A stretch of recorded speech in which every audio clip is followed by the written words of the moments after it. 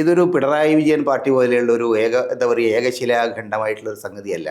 അവിടെ പിണറായി വിജയൻ സ്വിച്ചിട്ടാൽ കത്തുന്ന മാതിരി പിണറായി വിജയൻ ഒപ്പിട്ടാൽ എല്ലാ കാര്യങ്ങളും നടക്കും. മന്ത്രിസഭയിൽ മന്ത്രി ഉണ്ടോ നോക്കേണ്ട കാര്യമില്ല. അങ്ങനെയല്ല. ഇവിടെ സംബന്ധിച്ചിടത്തോളം ഒരു സമവായം ഉണ്ടാക്കുക എന്നുള്ളത് പ്രധാനമാണ്. സമവായം ഉണ്ടാക്കാനുള്ള ഒരു താല്പര്യമാണ്. അപ്പോൾ അതുകൊണ്ടൊക്കെ എനിക്ക് തോന്നുന്നത് കോൺഗ്രസിനകത്ത് പിന്നെ അവർ രാജസ്ഥാനിൽ അനുഭവം അവർക്കുണ്ട്.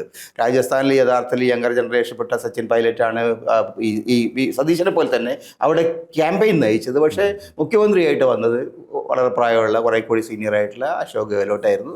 അത് വലിയ ക്രൈസിസ് ഉണ്ടാക്കി കോൺഗ്രസിനകത്ത്, വലിയ ക്രൈസിസ്. പക്ഷേ അത് ഒരു വിധം മാനേജ് ചെയ്ത് പോയി എന്ന് എനിക്ക് തോന്നുന്നു. ഇപ്പോൾ ഏതാണ്ട് അവർ തമ്മിലുള്ള തർക്കങ്ങളൊക്കെ മാറി. പക്ഷേ അങ്ങനെ ഒരു അന്തരീക്ഷത്തിലേക്ക് കേരളത്തിൽ പോയാൽ, കേരളത്തിൽ ആ തരത്തിലൊരു തമ്മിലടിയുടെ അന്തരീക്ഷത്തിൽ പോയാൽ കേരളത്തിൽ കോൺഗ്രസിൻ്റെ ആ അവസ്ഥ അതോടുകൂടി അവസാനിക്കും. കാരണം കോൺഗ്രസ് അല്ല ഒരു പാർട്ടിക്കും, ഇടതുപക്ഷ പാർട്ടികൾക്ക് പോലും ഇന്ന് അങ്ങനെ ഒരു ഫിക്സഡ് ഡിപ്പോസിറ്റ് ഒന്നുമില്ല.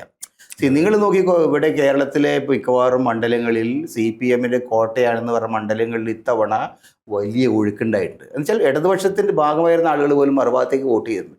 കോൺഗ്രസിൻ്റെ CPM പോലെ ഒരു പാർട്ടിയിൽ സംഭവിക്കാമെങ്കിൽ, BJP-യിൽ സംഭവിക്കാമെങ്കിൽ, കൂടുതൽ വളരെ വഴക്കങ്ങളുടെ ഒരു ലൂസായിട്ടുള്ള ഒരു സ്ട്രക്ചറായിട്ടുള്ള കോൺഗ്രസിനകത്ത് പൂർണ്ണമായിട്ടും അത് വലിയ ഒരു പ്രശ്നം ഉണ്ടാക്കും.